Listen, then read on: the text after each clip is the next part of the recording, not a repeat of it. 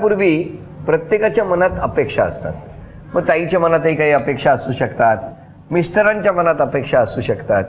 पण त्या अपेक्षा आत्ता दिलेलं आश्वासन पुढे पूर्ण होणार का, किंवा अपेक्षा कुठल्या आहेत हे सुद्धा जाणून घेऊया ना. ताई, 3 अपेक्षा सांगा त्यांच्याकडून. माझी पहिली अपेक्षा आहे की त्यांनी ते मला लग्नानंतर सांभाळतीलच, पण माझ्यापेक्षा जास्त त्यांनी त्यांच्या आई वडिलांना सांभाळावं. त्यांच्या आई वडिलांना सांभाळावं. हो, मला मान्य आहे. ओके, आता ही पहिली अपेक्षा. दुसरी अपेक्षा? दुसरी अपेक्षा म्हणजे मी शॉपिंग करताना त्यांनी मला डिस्टर्ब नाही केला पाहिजे. डिस्टर्ब करायचं नाही. हा, करायचं नाही त्यांना. सकाळी 9 ते रात्री 9 तुम्ही शॉपिंग करत राहिला, त्यांनी डिस्टर्ब करायचं नाही. हो ना, मी आपलं क्लिअर करून घेतो सगळ्या गोष्टी. काय मान्य? मान्य. आणि तिसरी अपेक्षा आहे की ते भरपूर हॉटेलमध्ये जेवतात, त्यामुळे वजन वाढेल, त्यामुळे त्यांनी ते कमी करावं जेवण.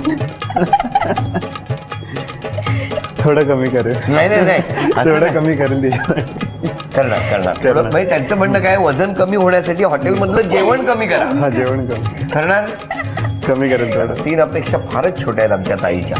तुमच्या 3 अपेक्षा सांगावं. माझे 3 अपेक्षा हेच आहे की माझे मित्र आता फ्रेंड सर्कलमध्ये सुद्धा आता लग्न झाले, तर त्यांनी जेव्हा पिकनिक काढली तर हिने सुद्धा आता त्या सहभाग घ्यायला हवा, ही माझी पहिली अपेक्षा. मान्य आहे?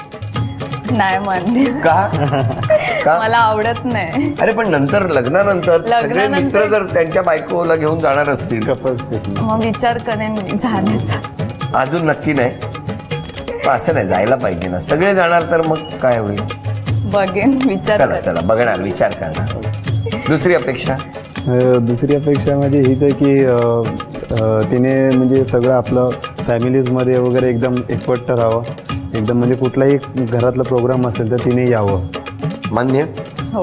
चला, हे मान्य झालं बाबा. तिसरी अपेक्षा? तिसरी अपेक्षा माझी ही आहे की जसं तिने भावाला आधी घाबरवलं, पण चादरीत हात टाकून मला हिने घाबरवलं नाही. तुम्हाला भीती वाटते? मला भीती वाटते, माझी झोप उडेल.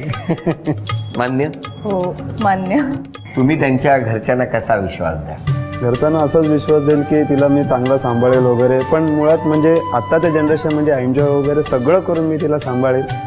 आणि कधी पण मी तिला आधीसुद्धा हेच सांगितलं की तुला जेव्हाही आईबाबांची आठवण आली की मी स्वतः तुला नेल, तुला काय असं तर पहिलं मला सांग, मग आईबाबांना सांग, पण सांग.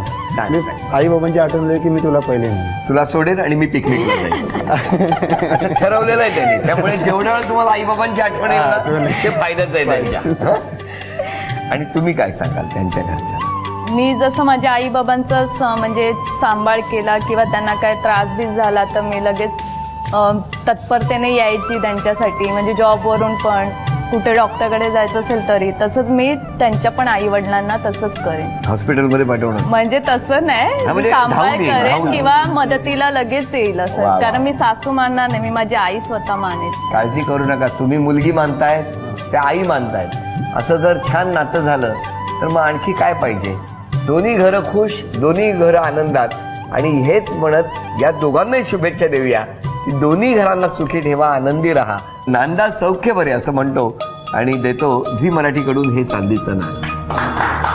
मलाही सुद्धा एक म्हणायचं की मी झी मराठीचा खूप आभार आहे. झी मराठीमुळे आज खूप प्रोग्राम्स आज खूप फॉर्ममध्ये आणि मराठी पिक्चरसुद्धा चांगले दिवस, सोनेरी दिवस आले. तर हेच मला खूप आवड आहे. गणपती बाप्पा मोरया. सासरी जाताना देऊया ताईला तथास्तु पुणे यांच्याकडून ही पैठणी.